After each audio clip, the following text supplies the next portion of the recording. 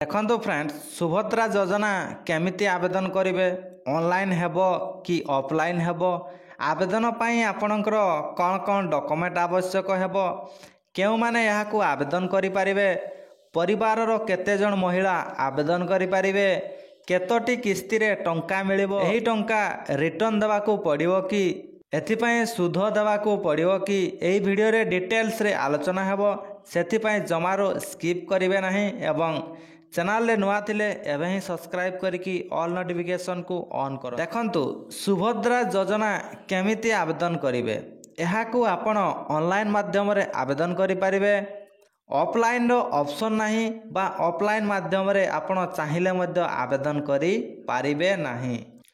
Online आवेदन पाई document कौन कौन आवश्यक पड़ुची चलंतु प्रथमे देखि नवा।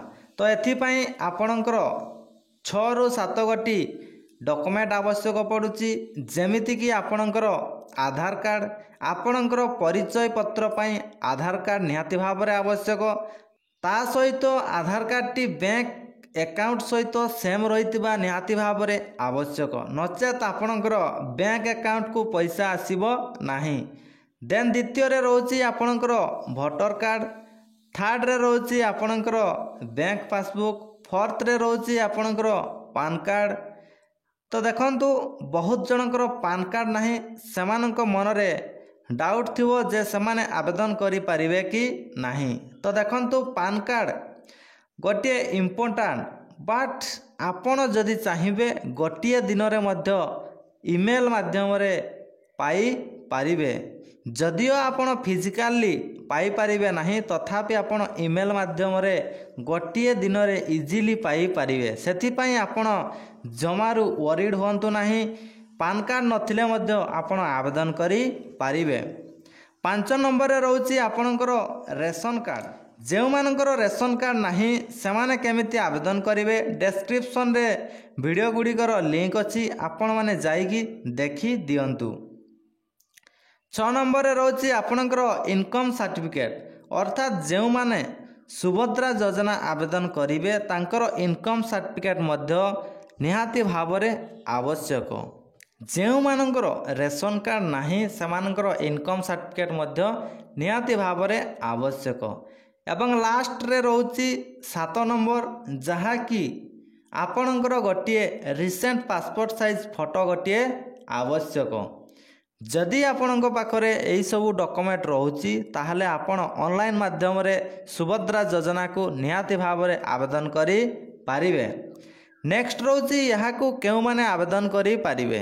तो देखंतु यहाकू केवल ओडिसा रो विवाहित महिला माने ही आवेदन करि पारिबे जियो पिला माने यार सुविधा बा एही योजना को आवेदन करि पारिबे नाही। यहाकू केवल विवाहित महिला माने ही आवेदन करि पारिबे। नेक्स्ट रहउची परिवार रो केते जण सदस्य बा केते जण महिला याकू आवेदन करि पारिबे। तो देखंतु परिवार रो समस्त विवाहित महिला याकू आवेदन करि पारिबे एथिरे किछि संदेह नाही। आपणकर परिवार रे जेते जण विवाहित महिला थिबे समस्त आवेदन करि पारिबे। नेक्स्ट रहउची आपणकर केतोटी किस्ती रे टंका मिलिबो। तो देखंतु दुईटी किस्ती रे आपणकर टंका मिलिबो। प्रथम किस्ती रे आपणकर 25,000 टंका एवं आउ गोटे किस्ती रे बा द्वितीय किस्ती रे आपणकर आउ 25,000 टंका एही परि भाव रे आपण दुईटी किस्ती रे 50,000 टंका पाई पारिबे एवं एही टंका को आपण माने 2 वर्ष भितरे आपणकर सुविधा अनुसार आपण ताकू खर्च मध्य करि पारिबे। नेक्स्ट रहउची एही टंका आपण रिटर्न देबाकू पड़िबो कि। तो देखंतु एथिपाई आपणको कोनोसी रिटर्न देबाकू पड़िबो नाही कि एथिपाई आपणको किछि इंटरेस्ट बा सुध मध्य देबाकू पड़िबो नाही।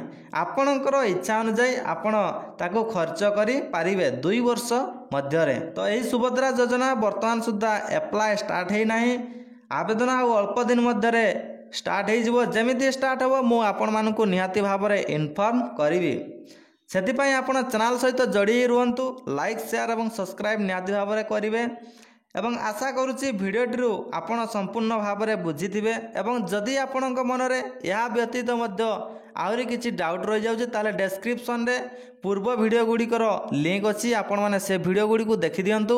ଆପଣଙ୍କ ମନରେ ଯାହା ବି ଡାଉଟ୍ ଥିବ ଆପଣ ଡିଟେଲ୍ସରେ ଜାଣିପାରିବେ।